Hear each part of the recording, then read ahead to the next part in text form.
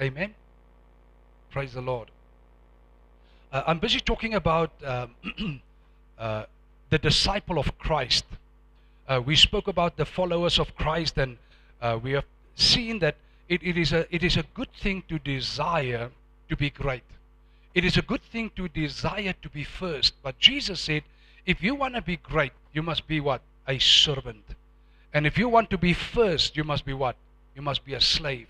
So the way of discipleship is not stepping on people and trying to go higher. It is actually to go lower and start to serve people with the grace of God that God has given you and with the love of Jesus Christ. And so now I'm talking about the disciple of Christ, and we are on our fourth session already. And so last week I spoke about a few things. I said true disciples are set free. And then I spoke about the 5 things to tell that someone is a true disciple. The first thing is that a vibrant relationship with the Lord. There's a missional awakening. There's a vital relationship with the local church. And a person has purposeful intentionality. And then the last one is an impactful mentorship. So these are things that you can see in somebody's life to see if this person is truly a disciple of Christ. You know, many people, they claim titles and they claim names and they claim many things and they claim gifts and they claim many things, but when you look at them and when you look at their conduct, you cannot really see that these people are disciples. Yes, they do many things and they perform things, but the essence, the heart of discipleship is not really visible. And so let us continue this morning on the disciple of Christ in our fourth session. And I want to take you to the book of Romans chapter 10, verse 13 to 15. For everyone who calls on the name of the Lord will be saved. How then will they call on him in whom they have not believed? How are they to believe in him of whom they've never heard? And how are they to hear without someone preaching, or someone telling them, or someone testifying? Verse 15. And how are they to preach unless they are sent? As it is written, how beautiful are the feet of those who preach the good news. Remember when Paul wrote in the book of Ephesians, he said, he spoke about the full armor of God. And it's very important when he said the full armor of God. One of the things that he mentioned the sandals on our feet. So you do not have the full armor of God if you don't have the sandals on your feet. So many people claim, I'm having the helmet of salvation, I'm having the breastplate of righteousness, I'm having the belt of truth, I'm having the shield, I'm having the sword, and they forgot about the sandals. The sandals is the willingness to go. The sandals is the willingness on your feet to go to someone and testify. So I'm talking about the true disciple of Christ. I'm talking about for you and me to evaluate if I'm truly a disciple of Jesus, or am I just a believer, I just want to go to heaven. And yes, I almost said something about last week, but I decided I'm not going to say anything. All right. So the Bible says, how blessed are the feet of those who are going. Who want a quick blessing? Thank you. I see my wife's hand. You see, and my daughter. None of you want a blessing. Look at this now. Who want a quick blessing? You see, huh? When my hand reaches my pocket, now you jump quickly. Who want a blessing? Who want God to bless you? Put something on your feet, that willingness to go and tell someone about Jesus. God is interested in other people. And God, by the end of this morning, you will find that God is sending you and is sending me to go. And the problem is we assume when God sends me, when God calls me, I need to get a mic and I need to stand in front of people. And we are greatly mistaken. Do you know that Jesus never had a mic? Hello. He preached to 5,000 people. He didn't have a mic. He preached in the streets. He was telling them everywhere he goes. I remember years and years before God actually called me to plant this church, Revival Center. I was preaching in the streets. Anybody with 2 ears that are willing to listen to me, I was preaching to them. And I was telling them about Jesus, and I led them to Christ, and I prayed for the sick in the streets. In my mind, there was no such thing as I need a mic, and I need a platform, and I need to be in front of a church people, and people need to gather, then I can start to preach. Then my anointing is on me. No. I was in the streets. And thank you so much for the people that had been in the streets on Saturday. So, blessed are those, I said in verse 15, how are they to preach unless they are sent? How beautiful are the feet of those who preach the good news. There's a blessing when you and I start to obey and we go and tell someone about Jesus. Testifying, witnessing, preaching, whatever you want to call it. But you need to go. The first thing I want us to concentrate on this morning is God Himself is present in the lives of those He sent. God Himself is present in the lives of those He sent. 1 Peter 5 verse 10. And after you have suffered a little while, the God of all grace, who imparts all blessing and favor, who has called you to His own eternal glory in Christ Jesus, will Himself complete and make you what you ought to be. Establish and ground you securely and strengthen and settle you. It's God who has started the good work in you and me is the one that will bring it to a completion.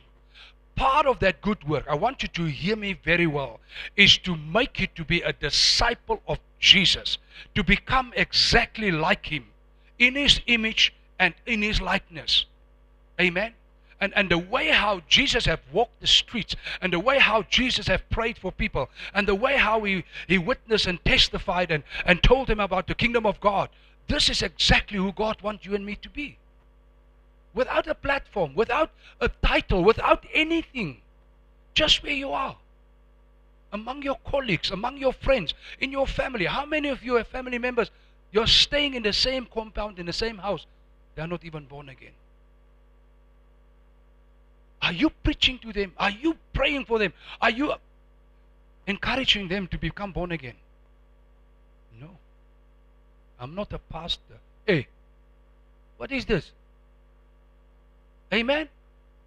It's the call for all of us. So the Bible tells me, He said, He makes you who and what you ought to be.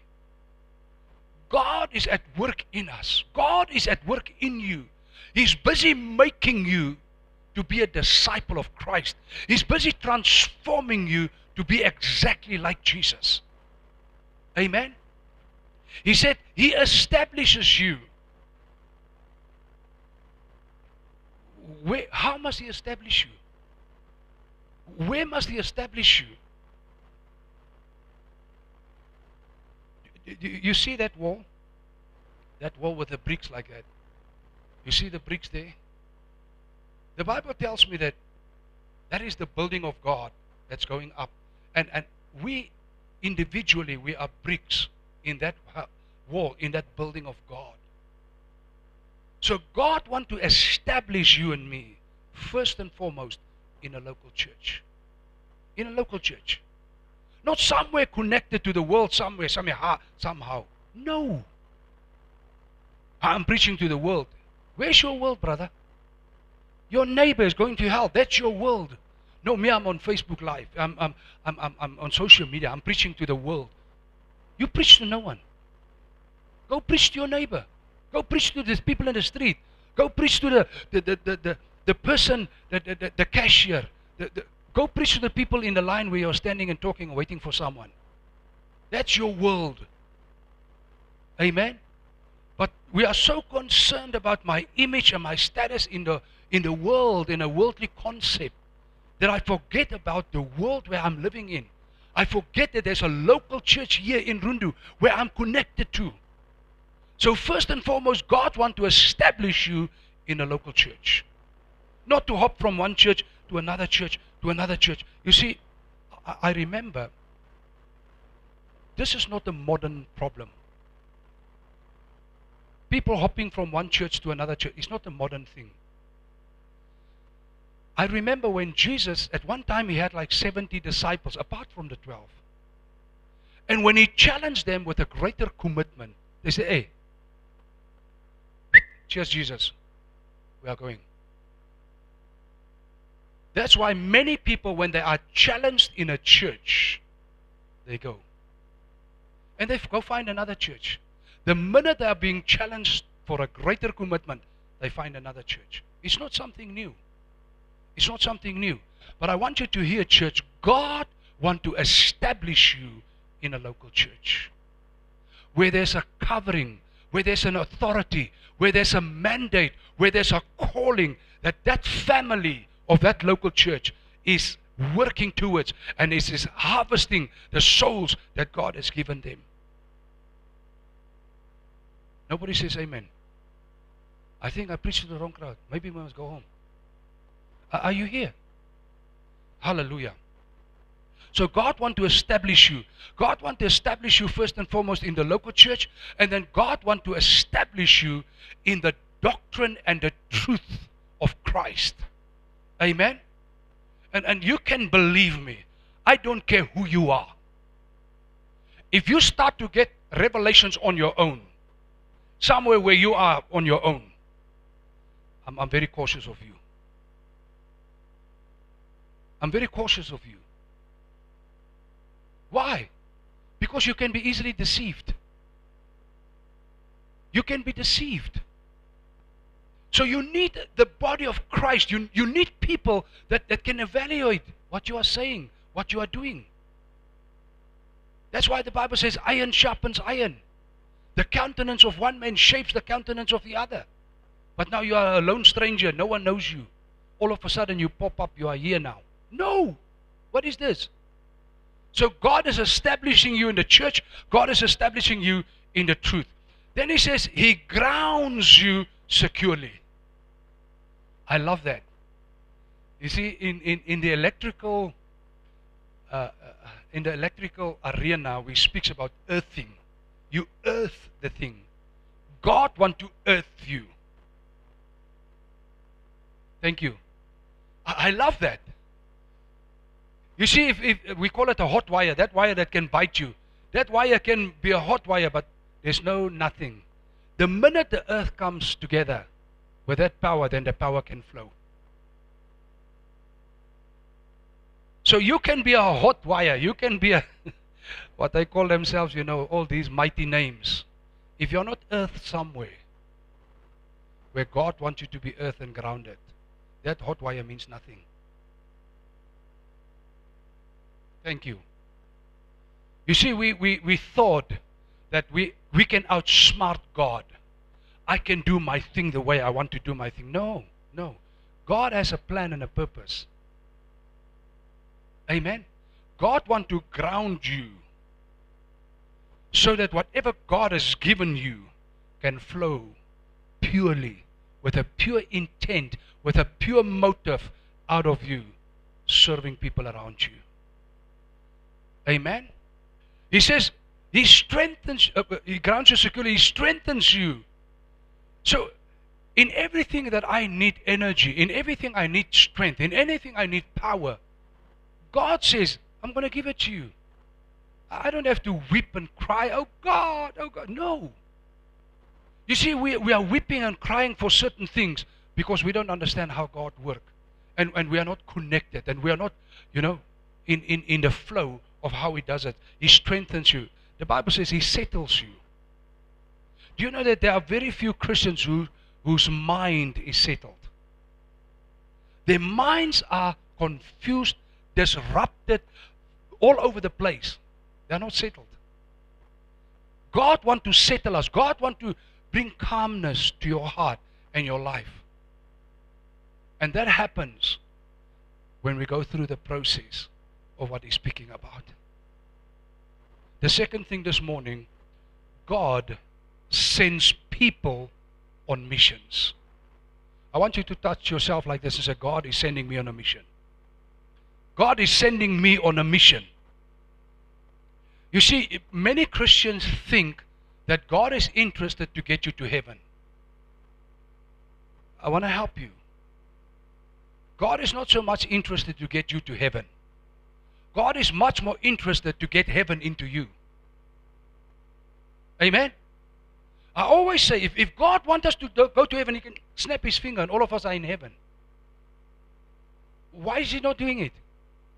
He's more interested in you and me walking the earth, carrying the glory of Christ into the earth. Amen?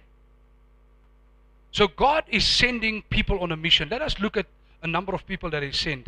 King Saul, in 1 Samuel 15 verse 17, Samuel said, when you were small in your own sight, were you not made the head of the tribes of Israel? And the Lord anointed you king over Israel. Now you can see that the verse that we read in Peter, how the thing is coming together.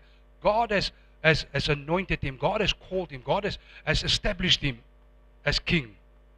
Verse 18, and the Lord sent you on a mission. Say, the Lord sent him on a mission. You see, when God calls you, it's not for nothing.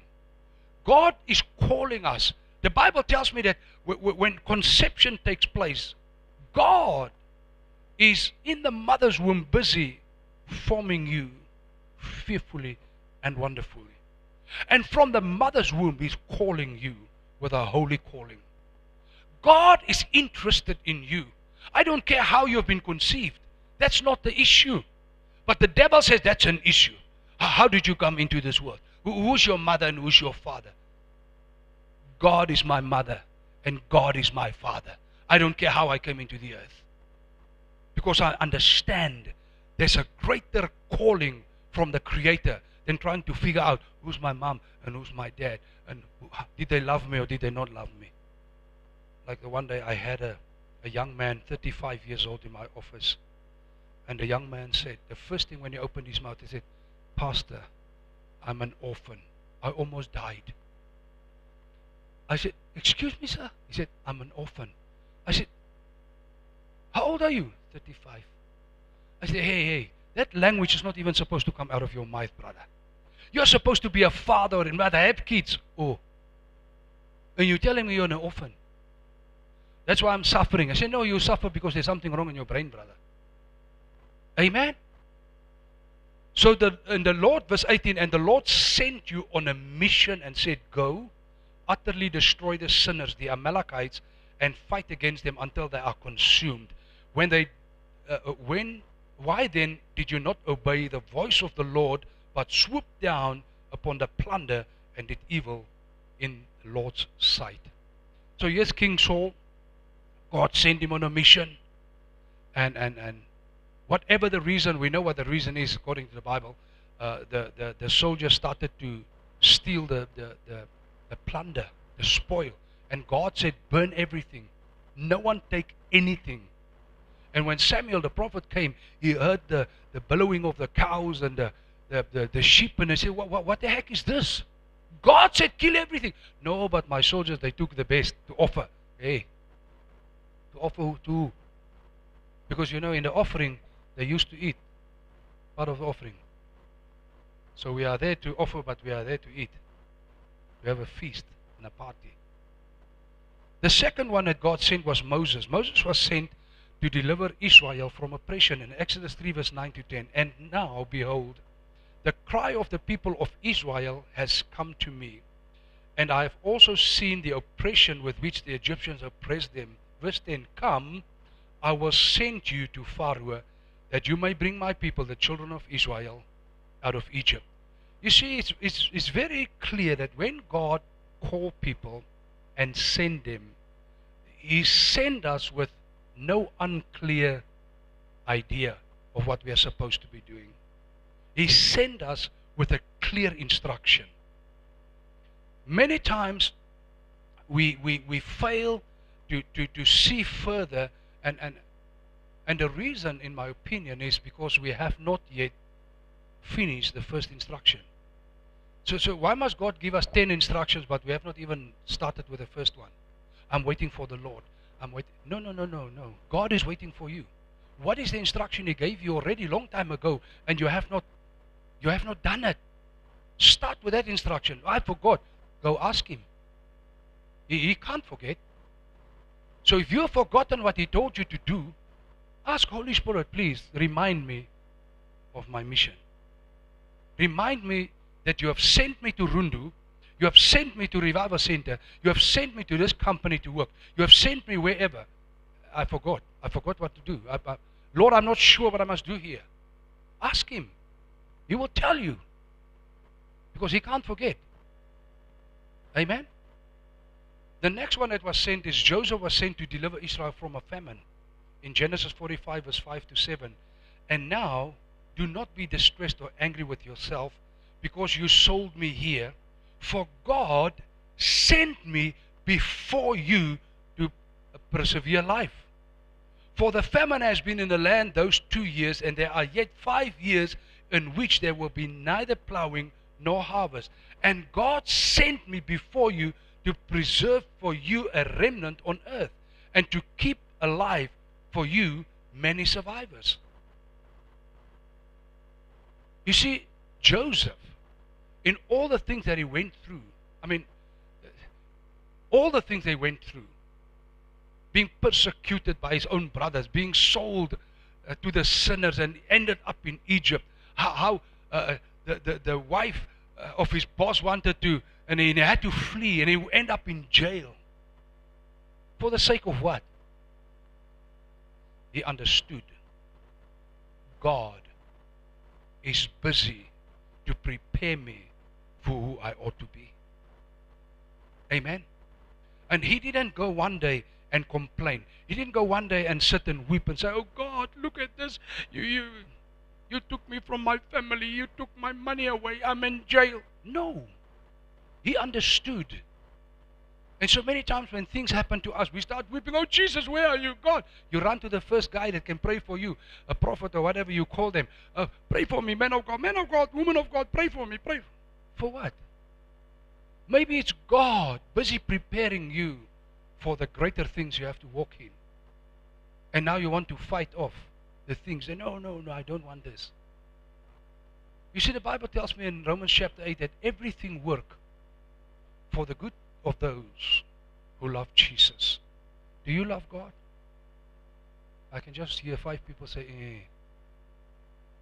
For those 5 who say, eh, everything will work for your good. Everything work for your good. You see, look at Paul. There's the man of God who persecuted the church. He had an encounter with Jesus. His life turned around. He was fighting with wild animals. He was stoned and left for dead. For the sake of what? For the sake of the high call of God. Amen. So you and I will go through things because God is busy preparing us. Joseph went through all these things, but his eyes was never taken off of the master. His eyes was never taken off of God busy preparing him. And you can ask yourself now, ending up in jail, what the heck can you can preach in jail. You can preach in jail. You can fast, you can pray, you are now in a place where you have 24 hours a day, where you can seek the face of God. But here in our freedom, how much time do you do that? How much time are you committed every single day of your life to seek the face of God in prayer and studying the Word? So sometimes we end up in jail, to give us time now to pray and seek God. The next one is Paul and Barnabas.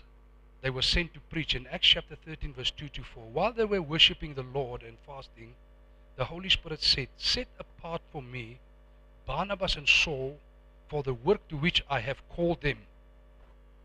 Then after fasting and praying, they laid their hands on them and sent them off. Barnabas and Saul on Cyprus. So being sent out, that thing was not supposed to be there, sorry. So being sent out by the Holy Spirit, they went down to Seleucia, and from there they sailed to Cyprus. So the Holy Spirit said, bring them together. I'm sending them somewhere. And the church took them and they prayed and they sent them. And the Bible says the Holy Spirit sent them. Amen? So some of us will be sent somewhere. But most of us will be sent into the world where you live right now. And that means your workplace, your family, your friendship, the place where you go to the market, wherever you go buy your things. That is your world. And God is sending us into that world first and foremost. First and foremost. Because it's in that world where we learn how to be sent. It's in that world where we learn how to pray. Because then we are still connected to a good local church. We are established in the church. There's teams going out in the streets. You are going with them. You learn how to do this. And maybe one day God says, call that individual. I'm sending that one to Russia. I'm sending that one to Iran. I'm sending that one somewhere to go for my sake. Amen? But so many people, they want to go and save the whole world. They have not even saved the neighbor next door. Where are you going to learn? Where are you going to be equipped how to do this? How to do this properly? I told you how I did it in my life. As a young Christian, 20 years old, I had a mighty encounter with Jesus Christ, and so I was in the army, and in an army you are in a camp and you can't go anywhere.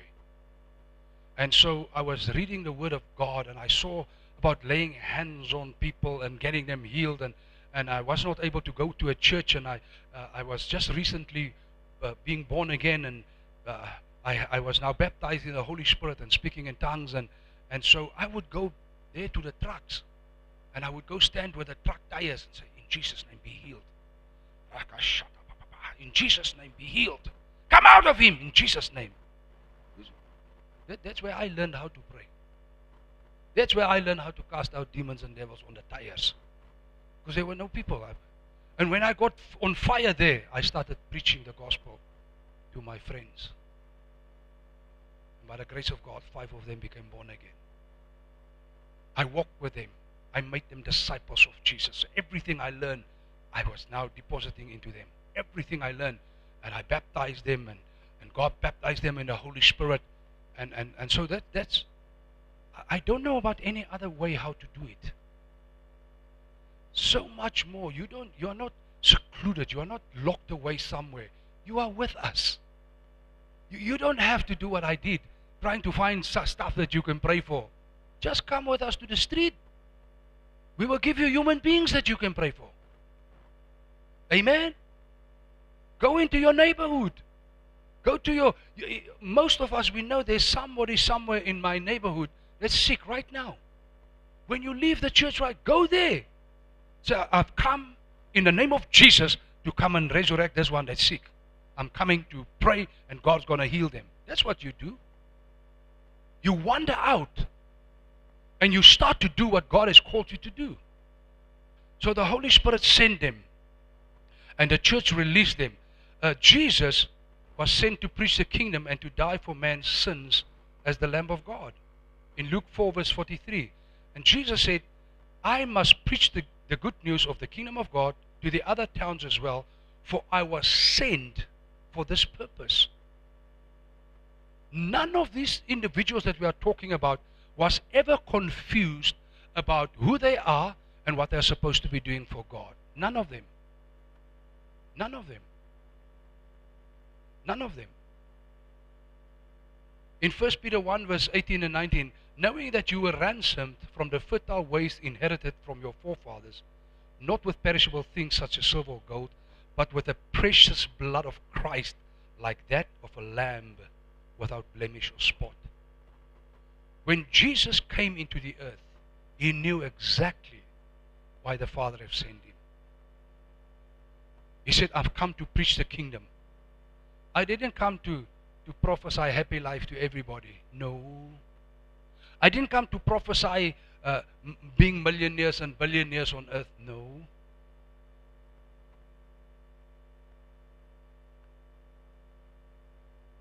That's the problem with most of the prophets. Instead of preaching and teaching people about the kingdom of God, they are telling them how much money they're going to make and how much their business is going to grow and how. And I'll just put that $1,000 now offering. Ooh, Rasha Papa. There's a 10,000 anointing now. Just bring 10,000. Rakasha Papa. Papa. And I see you're a millionaire. Gimmicks. It's gimmicks. And I thank God I have a spirit of discernment from the Holy Spirit. And I don't fall for gimmicks. Amen. You see, but if you lust for money, they will catch you and take all your money away from you. I'm saying, if you lust for more money, they will catch you and they will take all your money away from you.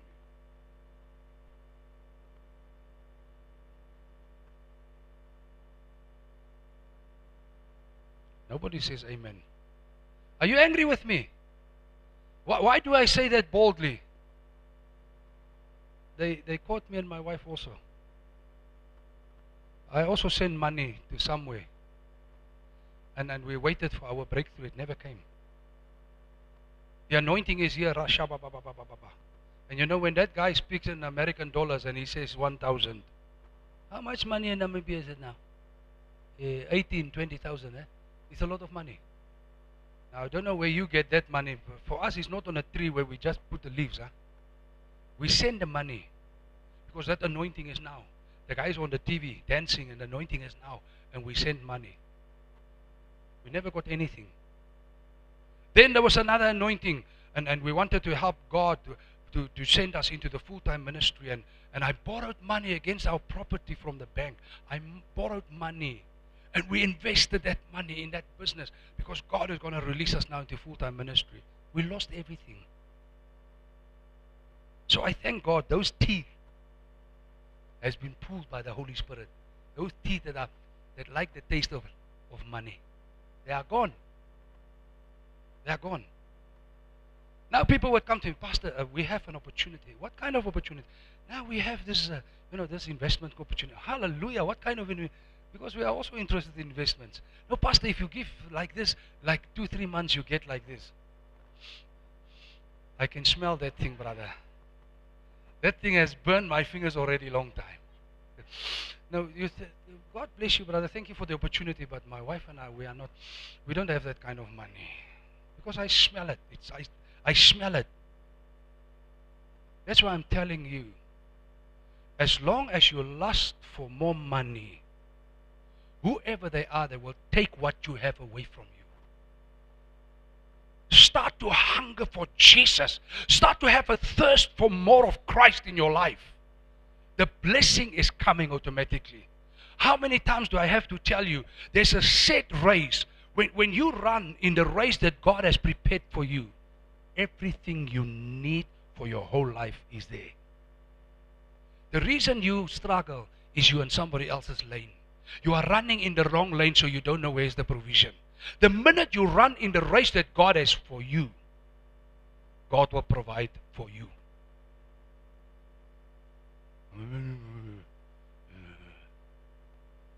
Yes, it's very easy.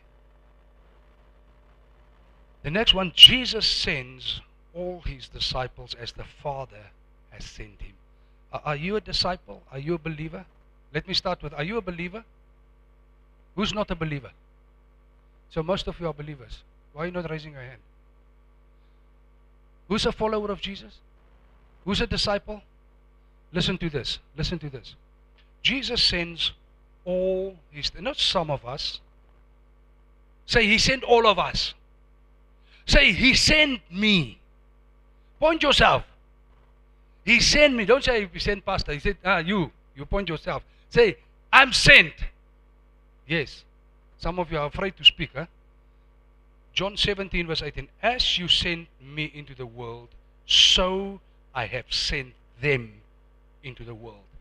Beloved, that's why I'm saying, it's not to go prophesy people how they will become millionaires, how they will become rich. Jesus was not sent by his Father to do that. Jesus was sent to teach them about the kingdom of God and bring kingdom of God from heaven into the earth. So every place where Jesus went, you could see the kingdom manifesting and the kingdom manifesting. That's how he's sending you and me. That's how he's sending you and me. I've been by the grace of God, I've been preaching the gospel of Jesus Christ for 35 plus years. And on that 35 years, I can tell you now, I can hardly put on one hand when God gave me a prophecy to tell someone he's going to prosper financially. Like you're going to be a millionaire. I don't even think 5 people. But some people make a living out of Rukashapapa. Stand up, stand up, stand up, stand up. Ooh, I see money, I see blessing, I see breakthrough. What is that? Why are they not seeing sometimes people going and win souls for Christ? Why are they not seeing people are going and turn the city upside down and the sinners become born again? Why are they not seeing those things? I'm just asking. Well, why do they always just see money? Ooh, Rasha, business, business, business. I see the anointing of business. Rise up. Who wants business? Put money, then you are a businessman. And there's no 5 years. Where's your business? How much money did you put for business? A lot, thousands. Where's your business? Your chip shop is still selling $300 a month. And it was selling $300 that time also. The difference is that time $300 was more money than $300 now. So your business actually went down. But I'm a businessman. I'm a the prophet prophesied. I think sometimes we as believers, we are being deceived. That was a good place to say amen, but I know. Yes. It's Jesus said, as the Father has sent me into the world, I'm sending you into the world. There's not another mission. It's exactly the same mission. Go tell them about the kingdom of God. Go tell them about Jesus. Go transform their lives. Make disciples out of them. Make them followers of Jesus. Cast out demons and devils. Heal the sick and raise the dead. That's what it is. There's not another mission. There's not another message. That is the message. Christ is King. John 20 verse 21. Jesus said to them again. So he wanted them to make sure he knows what he's talking about. Peace be with you, as the Father has sent me, even so I'm sending you. Beloved, if the Lord start to tell us exactly the same thing over and over, it's time that we need to open our ears and listen. Amen? It's time to open our ears and listen. So Jesus says, the same way the Father sent me, I'm sending you. He said, I'm telling you again. Now this is only the second time they wrote it. How many times do you think Jesus told him that was not written? I'm telling you, multitudes of times. If it is written twice, I'm convinced in my heart of hearts, Jesus told them often and often, remember, as the Father sent me, this is how you should do things. I've trained you, I've equipped you, this is how you do it. Continue doing this. That's why I'm convinced that those first disciples, they were so on fire to transform the whole world with a message. But you see, if I'm coming in a church and they say, go, hey, I need to leave this place.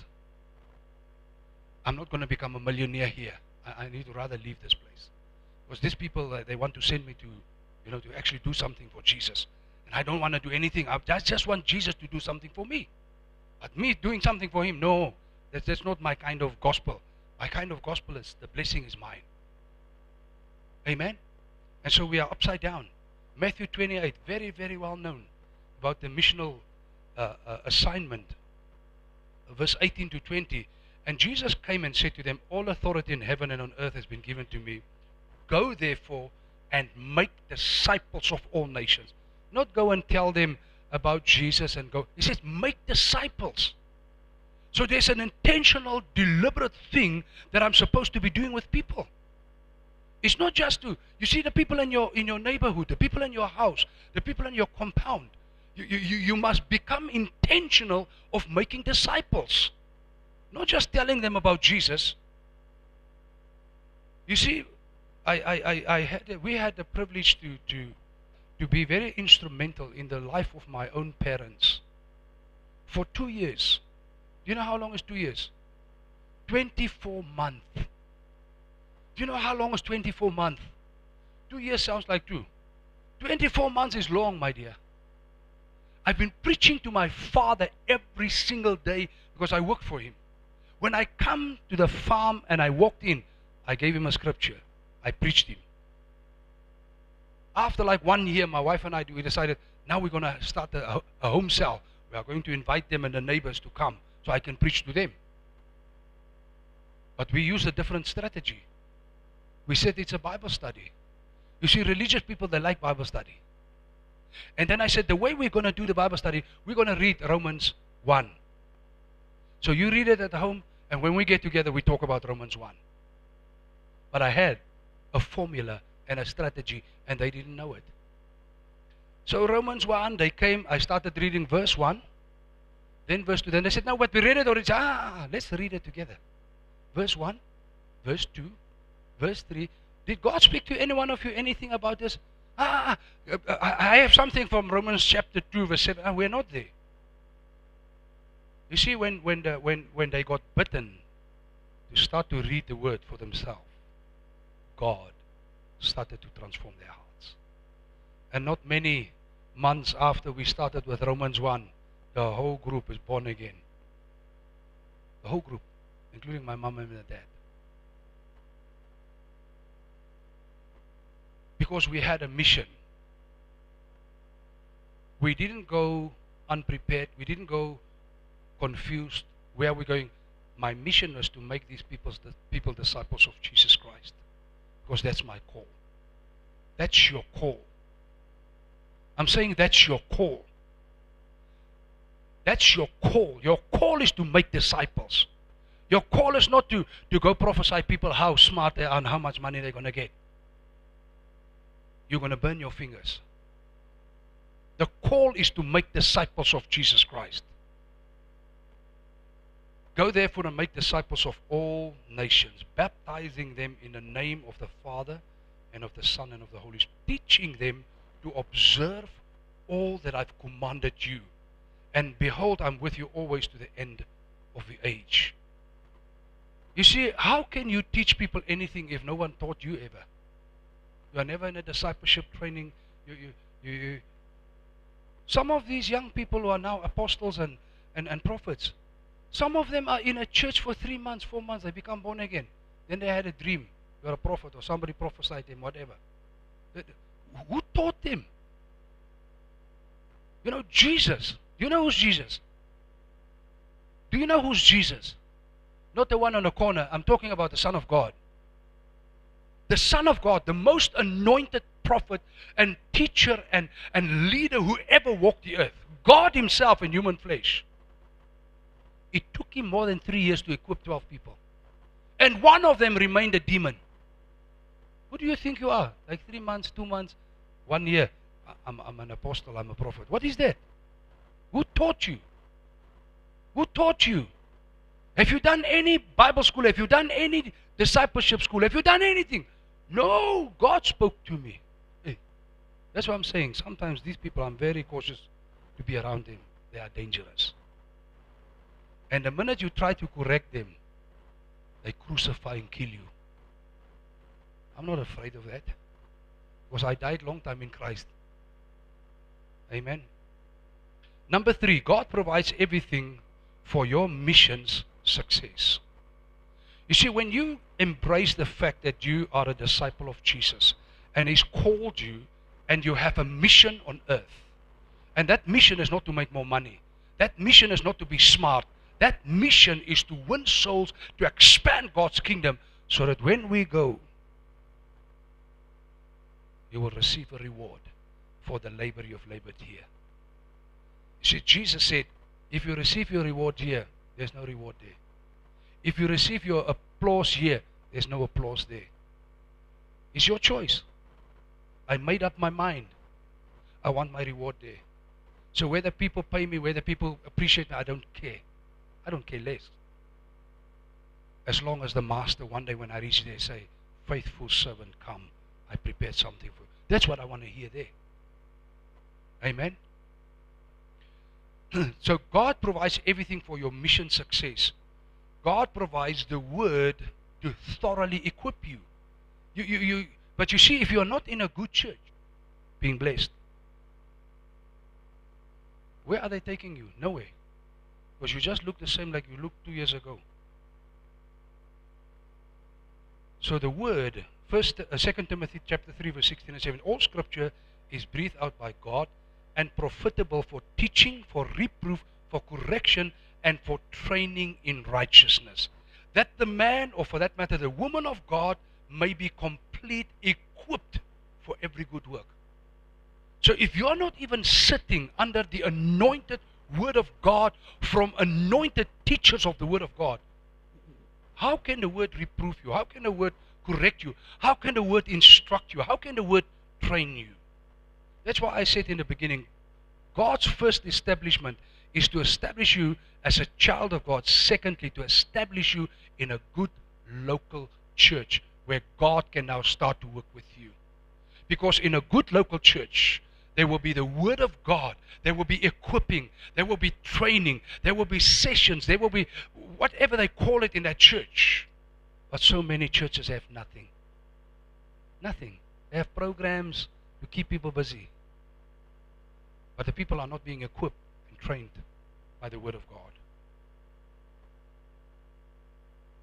It's the word of God. God provides the word of God, and God provides the word of God through the anointed teaching of the teachers of the word of God. Amen. So whatever you do, find yourself a teacher of the word of God, and allow the Holy Spirit to speak to you and equip you. The second thing is God provides spiritual leaders to equip you. God provides spiritual leaders. Now I saw your Facebook profile. You are standing with a prophet somewhere in the world. He's your father. Does that prophet even have your cell phone number? When was the last time you had a meeting with your father so that your father can correct you? Does your father know you are out of line in this city in Rundu? Your father knows nothing about you. He doesn't even know you. Stop claiming people somewhere is your spiritual father. That thing does not exist. They would go once to a man of God somewhere in another country. They come back and say, he's my father. Is that true? How many fathers have real children? I have real children. There's my boy. And there's my daughter-in-law. There's a relationship between a father and a son that's different between a father and friends. A mentorship relationship is different than a father-son relationship. Not everyone is your father, and not everyone is your son. I want to help you. You can mentor people, but not all of them will be your sons. You see, a son, I can tell my spiritual son, sit down and shut up. They will go and sit down and shut up because dad spoke. But if you tell that to a mentee, hey, shut up and sit down, he pulls up his nose and, I'm done with this. You're no longer my mentor. I find myself someone else. They leave. They leave. Why? There's no sonship relationship. There's no respect to be a father. I want to help you. I'm busy telling you a point here.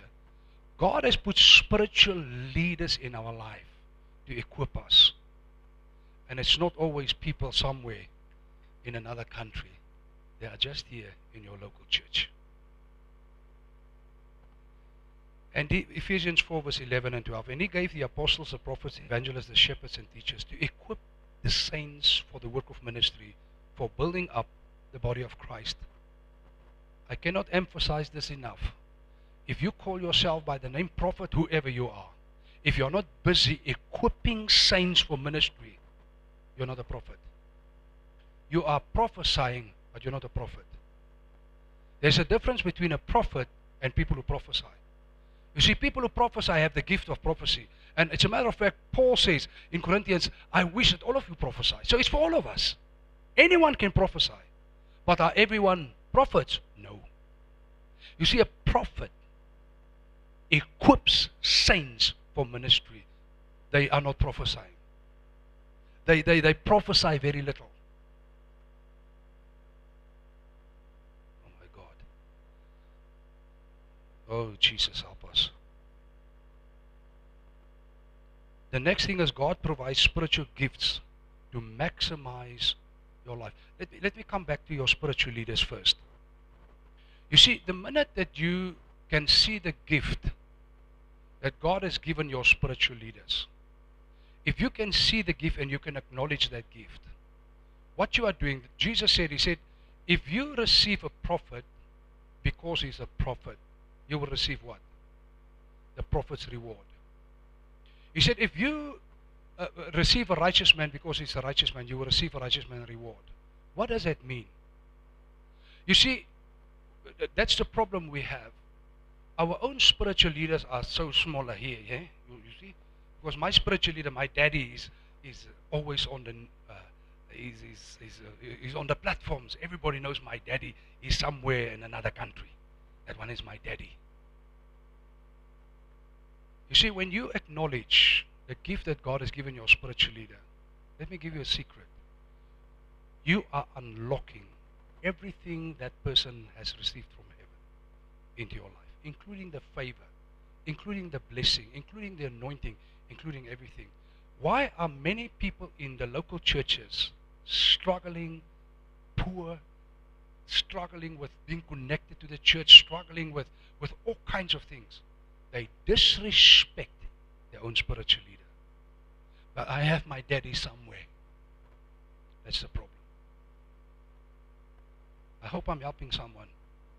And don't go tell your people, your family, the man wants me to worship him. That's not what I said. I'm giving you a kingdom principle. The minute you start to respect leaders, that's why I'm surrounded by other men of God that I acknowledge, carrying that gift, and God is unlocking those things upon my life. That's the secret. You see, the body of Christ is one body. There's no room for lone rangers. No room. There's no room for people walking on their own. No room. The next point is God provides spiritual gift to maximize your life. 1 Corinthians 12 verse 7. To each is given the manifestation of the Spirit for the common good. Romans 12 verse 6 to 8. Having gifts that differ according to the grace given to us, let us use them. If prophecy in proportion to our faith, if service in our serving, the one who teaches in his teaching, the one who exhorts in his exhortation, the one who contributes in generosity, the one who leads with zeal, the one who does acts of mercy with cheerfulness. Those gifts are not given to make you be seen. Those gifts are given so that we can help the body of Christ. We can help people who are in need. That's why the Bible says the gifts are given for the common good of the body. The next one is God provides the encouragement for good works by the saints in the local church. God provides the encouragement for good works by the saints in the local church. In Hebrews 10 verse 24 and 25. And let us consider how to stir up one another to love and good works. So I must see how I can stir you up. You must see how you can stir up your friend. You must see how you can stir me up to love and good works. Not to sit and do nothing. That's not the body of Christ. The body of Christ is a living organism that is busy out in the field, in every individual's world. You see, your world is not my world. When we come together, I'm in your world, and you are in my world. But the minute we go out of the church, most probably we are not intersecting with worlds. You are living somewhere, Ndama, you are living Kaisosi. I'm not. I've got nothing there. Only you. I've got only you there. But you are in that world. You are in Saiwema. You are in that world. From where location you are, that is your world. Your neighborhood. Start to influence that world. Amen. So when we stir you up for love and good works, it means that you are going back. You are doing good works and great works here. And you love one another here. But what about your own world? That love that you received here, that you enjoy here, you must take it now back to your own world. Go love your neighbors. Go love the people in your street. Go love the children. Bring them with you Sunday to Sunday school. Many of those kids don't go to church because the parents are not going to church. Go and ask the parents. 5, 6 of them say, Sunday morning I want to collect all your kids. They can walk with me and my kids to Sunday school and come back. I will take them to Sunday school. Just do it for the sake of those children. For the sake of those children. Amen? And if the people in your neighborhood knows you as a good person, as a loving and caring person, as someone that come and pray for us, someone that from time to time bring for us maize meal or anything, just a cup of maize meal, I'm telling you, that works of grace is going 100 miles when you come with the gospel. So now they trust you. Say, this is the auntie, this is the uncle, this is the brother, this is the young girl from that house. They used to come here always to encourage us and to pray for us. They want to take the kids to Sunday school. Do you think they will refuse you? Of course they will not. But now they don't even know you. You are a sneaker. You are undercover. Nobody knows you. All of a sudden you go knock and say, can I take these kids to Sunday school? They will think you're going to steal the kids, man. Yes. They think you're going to steal those kids. But you see, if you are visible in your community, if you are visible in your community there, they trust you. They know who you are. There's never a drunk nest there at your house. There's never something at your house. Everybody knows that. And they trust you. When you say, I want your kids, I'm going to go to Sunday school, they can walk with me and my kids, and we will walk them back. Don't worry. Why would they not give you the kids? And when those kids come back home, after some time coming to Sunday school, and God start to touch the kids, the parents says, hey, where's that church? Can I also follow you Sunday morning? Amen? He says, verse 25, and let us read 24. And let us consider how to stir up one another to love and good works, not neglecting to meet together, as is the habit of some, but encouraging one another, and all the more as you see the day drawing near. The next thing is that God provides the Holy Spirit for guidance and power. Ephesians chapter 3 verse 20 and 21. Now to him who is able to do far more abundantly than all that we ask or think, according to the power at work within us. To him be the glory in the church and in Christ Jesus throughout all generations, forever and ever. Amen. Disciples are God's people sent on a mission. I hope and pray that you are a disciple of Jesus Christ. Let us all stand, please. Let us all stand this morning. I have 5 questions that I'm going to ask you, and I call it the points to ponder. This is the place where you listen to the question and you apply your mind and you apply your heart to what the Holy Spirit has spoken to you. Number 1, is God involved in your life? Number 2, what is He preparing you for? If you know that God is involved in your life, what is He busy preparing you for? Have you already heard what He told you? Maybe this morning you heard when I said, go just into your neighborhood. Just go into your compound. Start to call them together once a week or twice a week and sit down next to the fire and read a scripture. And whatever God has called you to do. Is God involved in your life? Number 2, what is He preparing you for? Number 3, did God already send you? Have you heard that God told you, I want you to do ABC for me? Maybe you have not. Maybe this morning is the first time you heard that God said, hey, get your knees straight. Go into your neighborhood. I'm sending you. Go tell them how much I love them. Maybe you heard this morning for the first time, God is speaking in your heart, yes, I can invite some kids in my neighborhood to come with me to Sunday school. Whatever. Maybe you heard this morning, God is speaking in my heart that maybe I must just take a cup of maize meal to someone, or a cup of or just 2 fishes, or just 1 bread to some family in your area that is more poor and more hungry than you are. Do you know that there are always people who are more hungry and more poor than you in your neighborhood? Not somewhere far. In your neighborhood, there are people more hungry and more poor than you. When was the last time you just took something and go bless them and just pray for them? Maybe God is speaking to you now. You see, God is sending us the way He sent His own Son. Number 4, are you on His mission? So some of you, you know God has called you. You know God has sent you. Are you on the mission now? Are you busy winning souls? Are you busy preaching and teaching? Do you have the sandals on your feet that is walking your streets and telling people about Jesus and praying for them and encouraging them with the word? Are you on the mission? Not making more money, huh? The mission of Jesus. Yes. Okay, number 5. What do you need to do to fulfill His mission? Some of us have to say, Lord, I've been so corrupted by so many things of this world. I need to lay this thing down and I need to become busy with the mission of God again. Whatever you need to do, let me go through the 5 questions and then I'm going to give you time to pray. Number 1, is God involved in your life? Number 2, what is He preparing you for? Number 3, did God already send you? Number 4, are you on His mission? Number 5, what do you need to do to fulfill His mission? I want you to close your eyes. Music will be playing and I want you to speak to the Lord.